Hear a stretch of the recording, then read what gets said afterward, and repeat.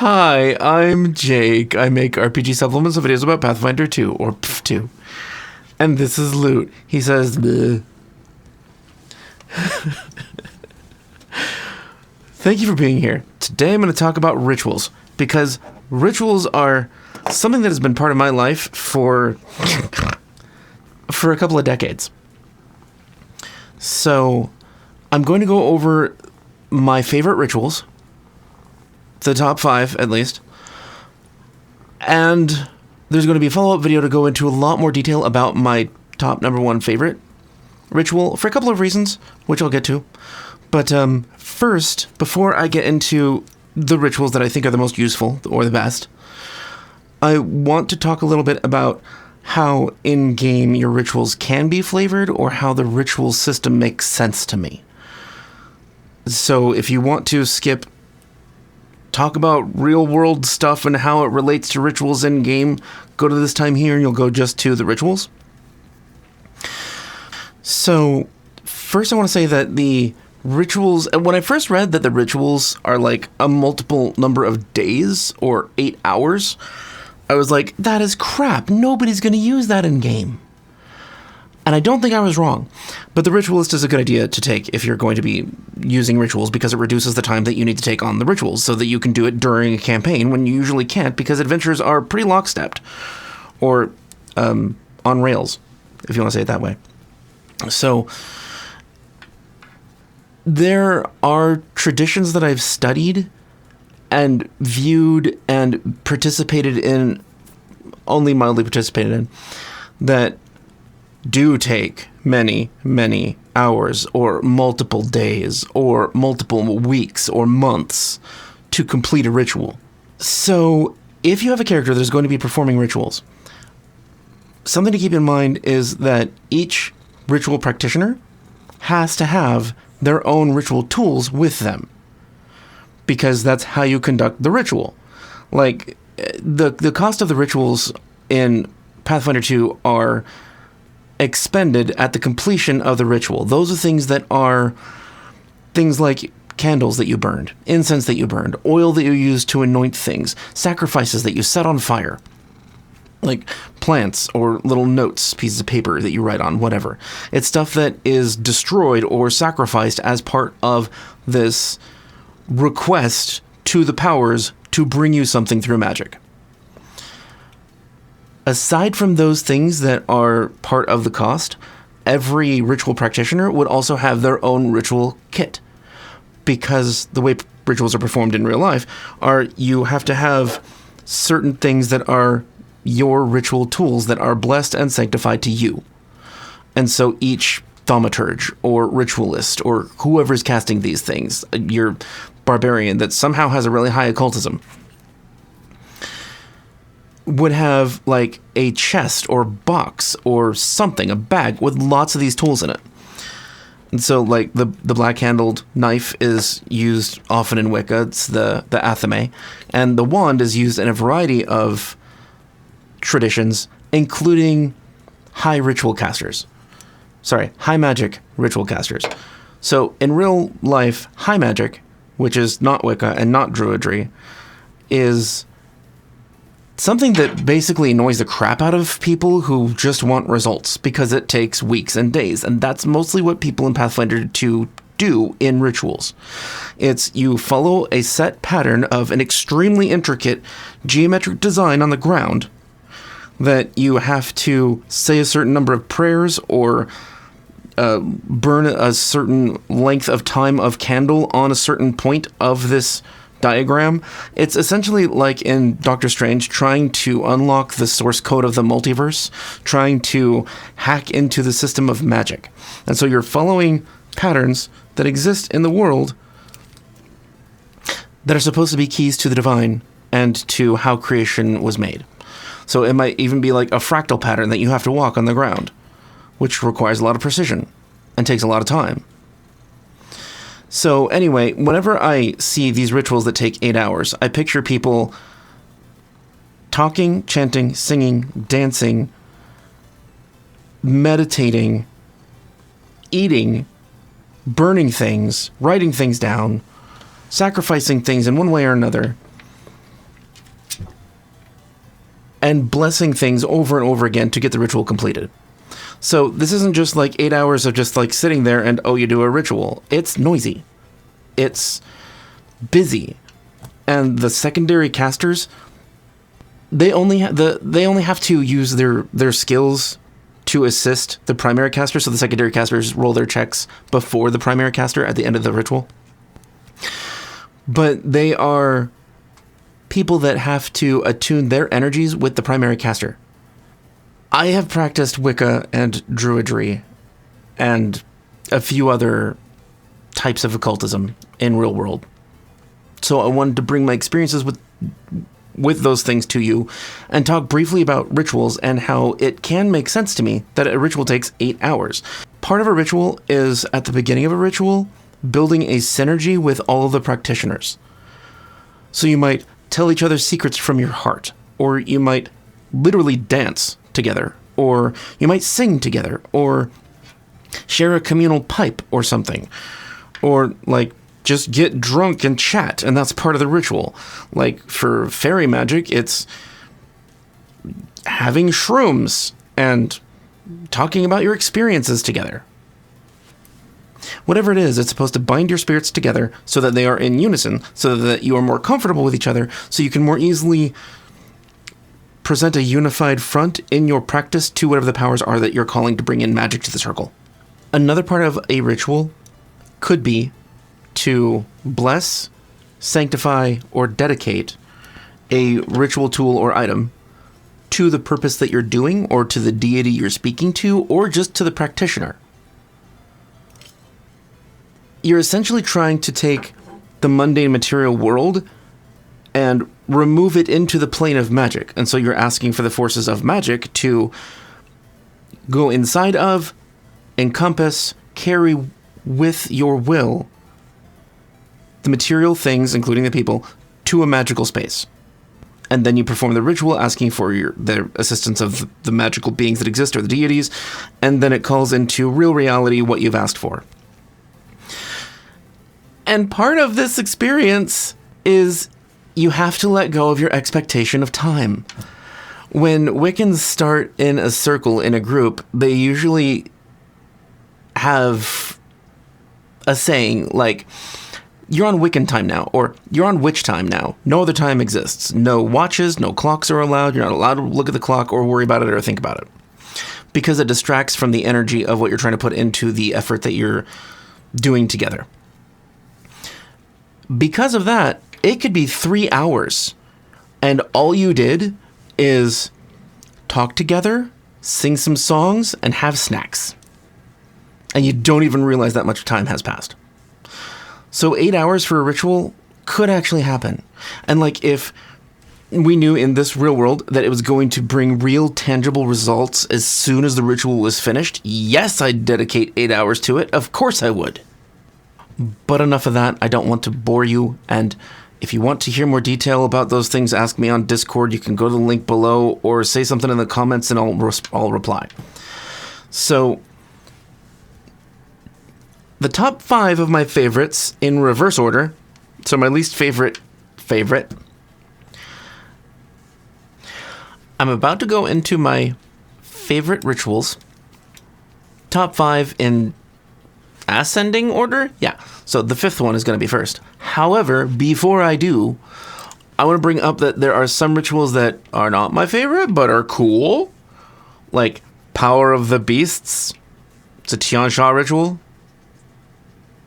I have a video on Tian Sha rituals. I'll put it up at the end. The reason I'm segregating out the Tian Sha rituals from the World Guide is because the Tian Sha World Guide rituals are almost all to get you a free feat or to make you immortal. So they don't serve the same purpose of most other rituals or any of my favorites. But that doesn't mean that they're without merit. They're useful. It's just that they have a specific purpose. It's just a feat. So they're cool, but go look at them yourself if you want. In the video, I'll link at the end. Also, there are 2 honorable mentions. I'll just mention them first because I'm here and I don't want to forget. They are not my favorites, but they are useful, and you should never forget that they are here. Reincarnate, a 3rd rank ritual, and Resurrect, a 5th rank ritual. There are ways to bring people back from the dead that are not spells, just rituals. If I were in any party, starting at 5th level or later, I would say to my GM at the very beginning, hey, are there any of these rituals that I can take, like Reincarnate or Resurrect, to begin with, at no cost, just in case somebody dies? Because as a player making a build, you might just care about making builds, and that's fine. And then if you die, who cares? You don't need to be reincarnated. But some people get really attached to their characters. I do, which is why I make a shitty player. One of the reasons. The other one is I want too much control. I want to be able to narrate too much. Reincarnate could just make your friends more happy. Like, it's the game isn't just about things that happen in character, it's also the people at the table. And if the person really wanted to keep their character and they died and they spent a month working on it because they work full time and they don't have time to figure these things out very often, they don't want to have to give up the character. So their options are ask the GM if they can just come back from the dead. Say, like, use the same character sheet and say, Junior, and I'm avenging my father's death, and just bring it right back in. Or somebody else in the party has already had the Reincarnate ritual, or Resurrect. And that could even add a new, fun, weird element, like I come back as a salamander, but I can talk and cast spells. Anyway, those 2 rituals, Reincarnate, Resurrect, are important to keep in mind, that they exist at the very least. Okay, so number 5 on my tier list, or at the bottom, Hero's Feast / Fortifying Brew. Now, Fortifying Brew is the remastered version of Hero's Feast. Hero's Feast, some of you might remember from D&D. It was essentially, you eat a bunch of food, have fun, takes a long freaking time, usually an hour, depending on the version. And you get cleansed of poison, diseases, you get bonuses versus fear and temporary hit points for like the next couple of hours. It also heals you. The remastered version does not heal you. I ignore that. Because it already takes 4 hours to do. You may as well heal too. So I'm going to read Fortifying Brew. Bear in mind, almost everything is the same. I'm only reading this one because the terms for these spells that remove conditions are renamed, so it'll make more sense to newer people, and this is how it's written now. Fortifying Brew, Ritual 5. Cast 4 hours. Cost high quality ingredients and brewing equipment worth 25 gold pieces. Secondary casters 1. Primary check, crafting, nature, or society, expert. Secondary checks, alcohol lore or related lore. Crafting, society. Range 20 feet. Now, since this is a spell, and it doesn't actually matter what the format is, you could say that this is food. It doesn't have to be alcohol. So in that case, the secondary check could be cooking lore instead of alcohol lore. You craft a large quantity of restorative drink, such as an invigorating tea, a refreshing ale, or a stimulative alchemical tonic. The ritual speeds along any natural processes to make the brew, such as fermenting fruit to make a wine. At the conclusion of the first 3 hours of the ritual, you produce enough brew for up to 10 people to drink, any of whom can be the secondary caster of the ritual. The brew must then be consumed over the next hour. There is no danger of the drinkers becoming drunk if the brew is alcoholic. Once that hour is completed, you and the secondary caster attempt your checks as normal. See, since you can't get drunk anyway, it doesn't matter if it's beer. It could all be like you spend 4 hours gathering raw plants and you just eat branches and berries. Doesn't matter.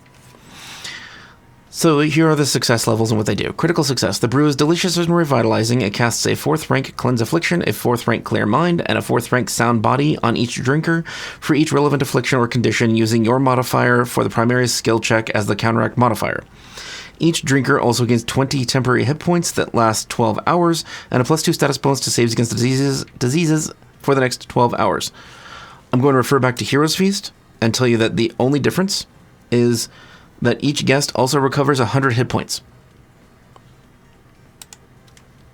Just give them the hit points. It's been 4 hours and a ritual and money. Just let them heal. Success for Fortifying Brew. As critical success, except drinkers gain only 10 temporary hit points and don't gain the status bonus to saves. Hero's Feast success, you heal 50 hit points, in addition to those benefits. Failure Fortifying Brew. You and the other drinkers are left with a sour taste. Something went wrong with the brewing process. Critical failure, your attempt to craft the drink resulted in something more akin to a poison. You and the other drinkers become sick and forward and can't reduce the condition for 12 hours. Hero's Feast is the same failure and critical failure results. So truly the only difference is that it says it's alcohol that doesn't get you drunk and doesn't heal you for Fortifying Brew. Just heal the 100 or 50 hit points, it doesn't matter. It's a nice perk. So the reason that that is on my list is because it's dramatic and it is a role-playing experience to tell the players that now is the time to celebrate, whether it is we're about to go into a shitstorm and we might die, or we just finished killing the Lich Lord Azalin and now we are healing up and celebrating our victory. No matter what, it's an experience. It's an emotional journey for the player and the character. And that's part of why I like it so much. And also because it restores and heals things. It's a powerful ritual. Alright, number 4. Rune Trap. I love this one. So, Rune Trap has its origins in much older D&D, where it was simply a spell. In fact, Rune Trap has its origins in pre-remaster Pathfinder 2 as Glyph of Warding, which is the same name that it had for years in D&D. Glyph of Warding worked really similarly, except it didn't cost anything. And that was actually a problem, because what Rune Trap and Glyph of Warding did and do is allow you to store a hostile spell into a permanent item. If you're going by Glyph of Warding, it simply had a limit to the number of these glyphs you could create. And the duration is unlimited. So you still had these stored spells that you might have prepared for weeks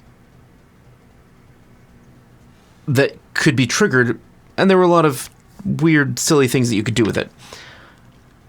I'm going to read Rune Trap to you and then tell you why I like it so much. And it's not just for nostalgia. Rune Trap, Ritual 3. Uncommon, cast 1 hour, cost pigments and oils with a total value of 5 gold pieces times the rank of the spell to be stored. Secondary casters 1. Primary check, Arcana Expert, Nature Expert, Occultism Expert, or Religion Expert, as determined by the tradition of spell cast in the ritual. Secondary checks, Crafting, Range, Touch, Target, 1 object or a 10-foot by 10-foot area. You create a magical trap by binding a hostile spell into a rune. As part of performing this ritual, you also cast a spell to store in the rune. The stored spell must take 3 actions or fewer to cast, have a hostile effect, and target 1 creature or have an area. I'm sorry. You can set a password, a trigger, or both for the rune. Any creature that moves, opens, or touches the target container or enters the target area that doesn't speak the password or that matches the trigger activates the rune, releasing the harmful spell within. Once a spell is stored in the rune gains all the traits of that spell. If the stored spell targets 1 or more creatures, it targets the creature that set off the rune. If it has an area, that area is centered on the creature that set off the rune. The rune is a magical trap, using your spell DC for both a perception check to notice it and the thievery check to disable it. Both checks require the creature attempting them to be trained in order to succeed. You can dismiss the rune you create with this ritual so long as you can see it. The success levels don't really matter much, but critical success, you create a particularly effective rune, granting a +2 circumstance bonus to the DC to notice and disable the rune. Success, you create the rune successfully. Failure, you fail to create the rune. Critical failure, the rune backfires, dealing 4d6 force damage per rank of the rune's spell to you, the secondary caster, and all creatures within 10 feet of the ritual's area. If you are at least 5th level, and this is a 3rd rank ritual, you're going to survive 4d6 force damage. So then, if you're doing these before an adventure, or while there's downtime, if you have the money, you can just keep creating these. Now, what's interesting to me is previous versions, so D&D, didn't have a limit on how many glyphs of warding you could have. Pathfinder 2 has a limit of the maximum number of glyphs of warding you can have active at a time is equal to your spellcasting ability modifier. Rune Trap has no limit. It's only equal to how much money you're willing to pour into these things. I'm going to go back to how these are triggered. You can set a password, a trigger, or both for the rune. Any creature that moves, opens, or touches the target container, or enters the target area that doesn't speak the password or that matches the trigger activates the rune, releasing the harmful spell within. This is so fucking flexible. You can have... Obviously, you could... Okay, so what you probably want to do is set the runes on a flat stone, a tile, a piece of paper, a box that can be opened easily with just a latch, not a lock. Something that's easily mobile. Doesn't say you can't. So then you can put these runes outside of your camp, or lay traps for enemies after scouting ahead, or what I loved doing is just fireball in all of them.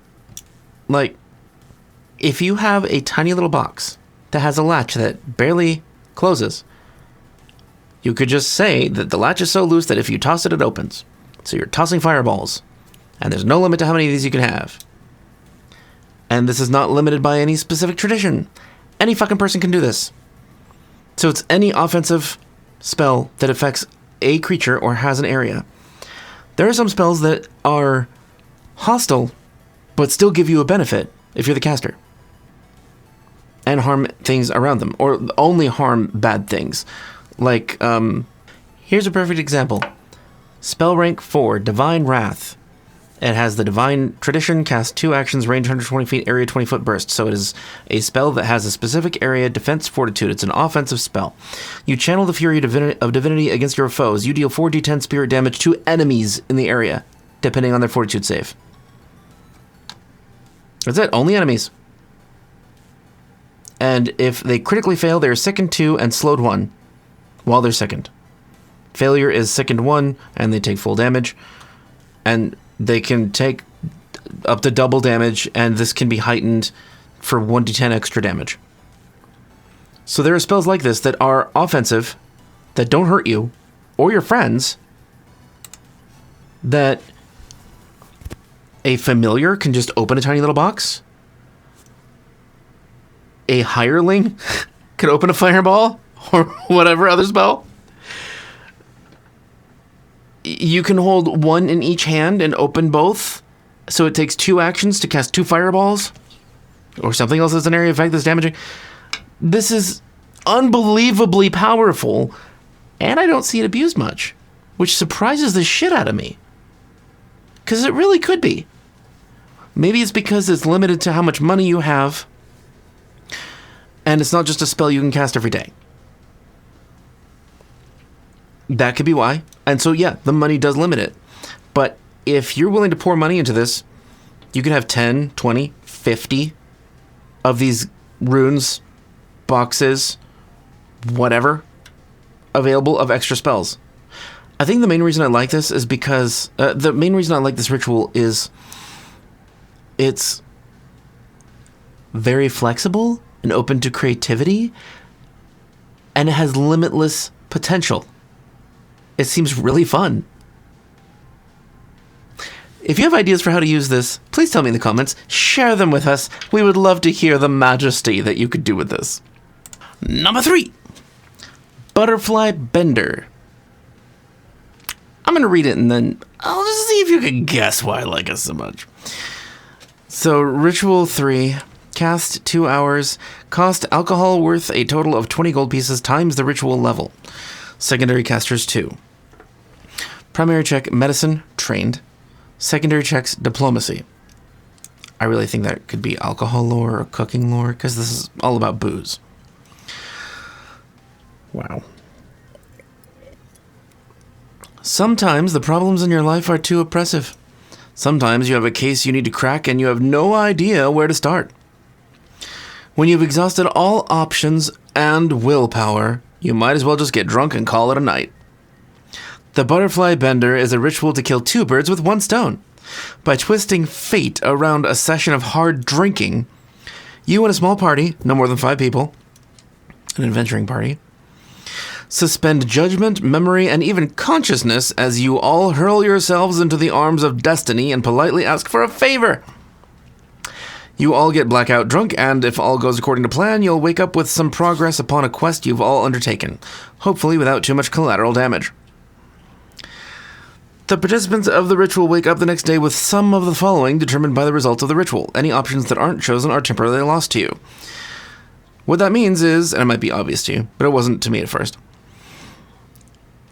whatever of these you don't pick as a positive becomes a negative.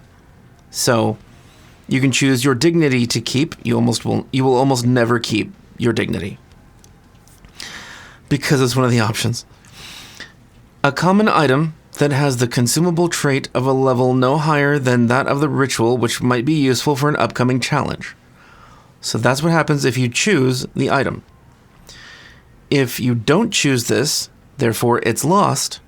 If lost, you must place all of your currently carried items, including keys to where your equipment might be stored. With a modicum of effort, you recover your items within 1 day. You can choose a new friend or connection, as though you'd succeeded at a diplomacy check to make an impression with a relevant NPC up to the ritual's level. If this is one of the things lost, so you didn't choose this as a positive, an existing friend refuses to speak to you for 1 day. That's not really that bad. You can choose a useful piece of information, as though you'd succeeded at a diplomacy check to gather information. If lost, you take a -4 status penalty to your next check to recall knowledge, which could suck, but isn't that big of a deal. You could choose a convenient opportunity of the GM's choice. If there's no immediately relevant opportunity, you find an opportunity to earn income at the ritual's level +1. If lost, the result of your next attempt to earn income is 1 degree of success worse. So if you perform this ritual, the critical success of performing the ritual, so rolling the medicine check, or, in my opinion, alcohol lore or cooking lore. Critical success, pick 2 options from the above list. The GM then gives you a bonus 3rd option of their choice. So at best, you're probably still losing your dignity, because there are 5 things to choose, one of them being your dignity. And I love that the GM can just make up any reason for you to have lost your dignity. You went streaking. You don't remember? Well, sorry. Everyone else does. Success. Pick 2 options from the above list. Failure. Pick 1 option from the above list. Critical failure. Pick 2 options from the above list. The GM gives you 1 of them. So no matter what, you get something from this. The reason I love this is that it's full of flavor, sure, and you can talk about what your characters do in character, and fun stories can come from this. Unseelie in our Discord server had a couple of fun anecdotes from one casting of Butterfly Bender. And one of them is getting married to a contract demon. That's a pretty big commitment to make while drunk. Anyway, what I love most about this is, as the GM, if my players have fucked around and didn't follow up on clues, and they don't know what the fuck to do, they're also probably the kind of players that would be fine with their characters getting drunk for the night. If you present this to them, or just tell them that they're paying for really expensive alcohol, do you want to pay for it? And they say yes, then consider it a butterfly bender, and then give them the consequences of getting knockout drunk and getting clues to the adventure that you tried to give them already and they just ignored or forgot they had it. Didn't fucking write it down. Write down your clues. Anyway, this is why I love Butterfly Bender, because it works well for the GM and it's fun for the players. It's an all-around, very amusing ritual, and one that you could include in any game. So that's why Butterfly Bender is here. Okay. Now, number 2 favorite on my list, Mystic Carriage. It's a very simple ritual. It doesn't do anything really fancy, but it's so useful. I'll read it to you. Mystic Carriage. Uncommon conjuration, cast 1 hour, cost, toy carriage, horse statues, rare incense, and feathers, worth 50 gold pieces. Secondary casters 1. Primary check, Arcana Expert or Occultism Expert. Secondary checks, Crafting or Driving Lore. Duration 1 week or until the named destination is reached, whichever comes first. This ritual allows you and the other casters to conjure a magical carriage that transports you to a destination of your choice. To summon the Mystic Carriage, you must be within 250 miles of your destination and spend 1 hour burning incense and feathers while chanting the name of the location you wish the carriage to take you to. When it arrives, the carriage is a large vehicle that can fit 4 medium or smaller passengers as well as 100 bulk. It has a speed of 60 feet, AC of 14, fortitude saving throw modifier plus 8, hardness 5, 100 hit points, break threshold 50, object immunities and immunities to critical hits and precision damage. Once loaded and boarded, the Mystic Carriage sets out at a speed of 60 feet, heading unerringly towards its destination using whatever roads and trails are available. So you don't have to steer this. You don't have to control it. You don't even have to see where it's going. You can just be inside the whole time. If it's attacked, it continues going as long as nothing blocks its passage. If something blocks its way, living or otherwise, it will stop until the way is cleared, waiting to continue until all of its passengers are aboard once more. There is a variety of degrees of success versus failure. The best you do is that it lasts for 2 weeks instead of 1 week, and you can take it up to 2 destinations, both within 250 miles of each other. The worst thing that happens is you don't create the Mystic Carriage and 4 horses beat the crap out of you. So it's funny, but the reason I like this so much is really just because casters can stay inside and rest whenever the hell. This doesn't rest. It doesn't take breaks. It doesn't need to. There's no horses to get tired. It's not even a car. There's no gas tank to refill.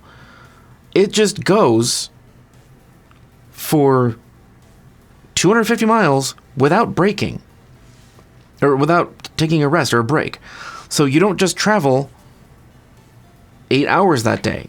You travel 24 hours that day. It says nothing about needing to stop. So essentially, from a player's perspective, this is an extremely fast and safe way to get where you're going. Also, from a GM perspective,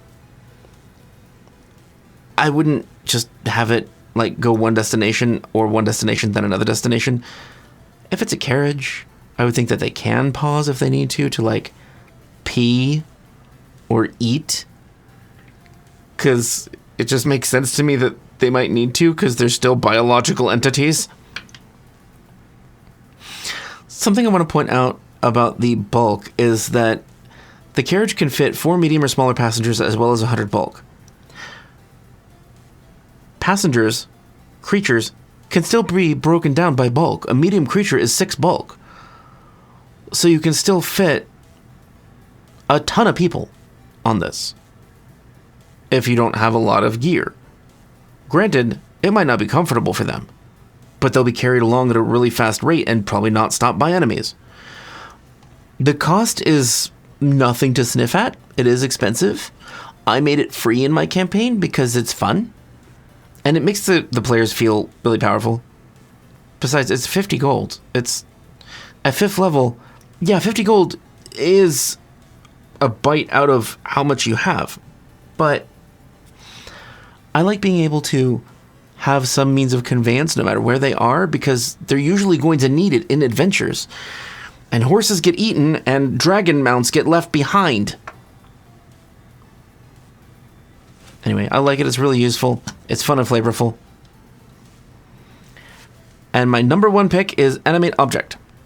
I will read it to you, but the next video on rituals that I do is going to be a very detailed breakdown of Animate Object and why I like it so much. So, Animate Object. It is a 2nd rank ritual.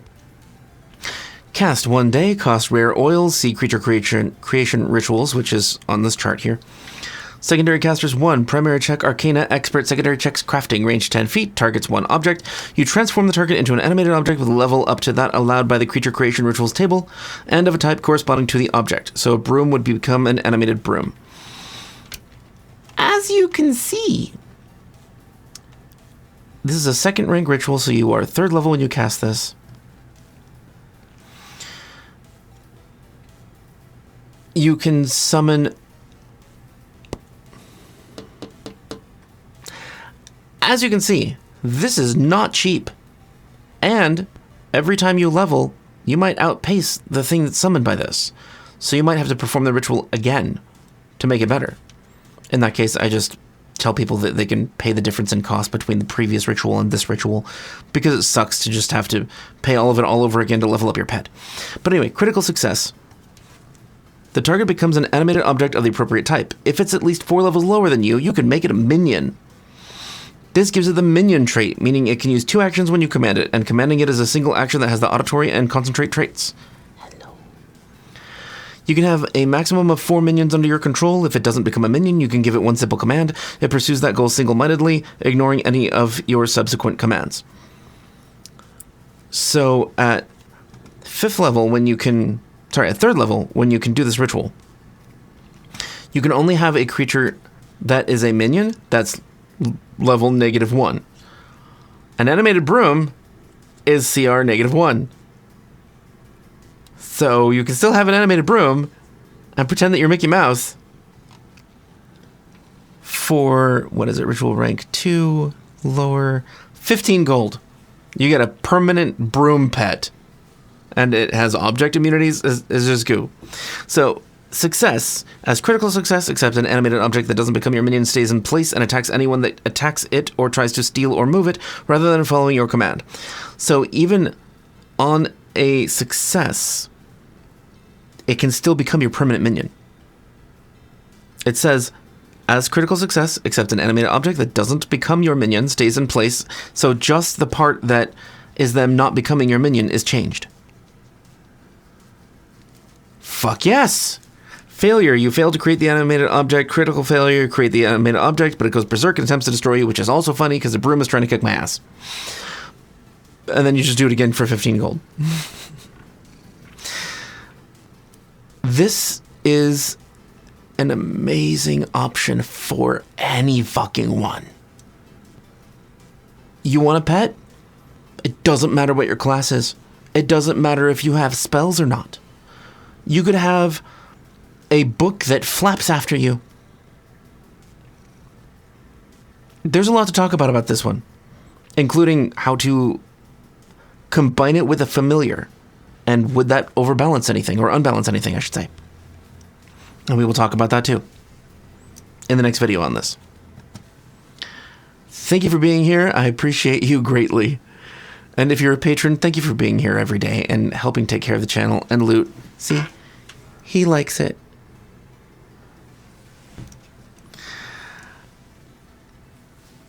If you have any ideas on how to use any of these, or if you've just really enjoyed using one of these rituals like animated object, please tell me in the comments. I want to talk to you about it. If you are not a patron, we are still doing giveaways this month for non-patrons, because it is October, and because Storm, my girlfriend, makes dice, we are giving away blood spatter dice.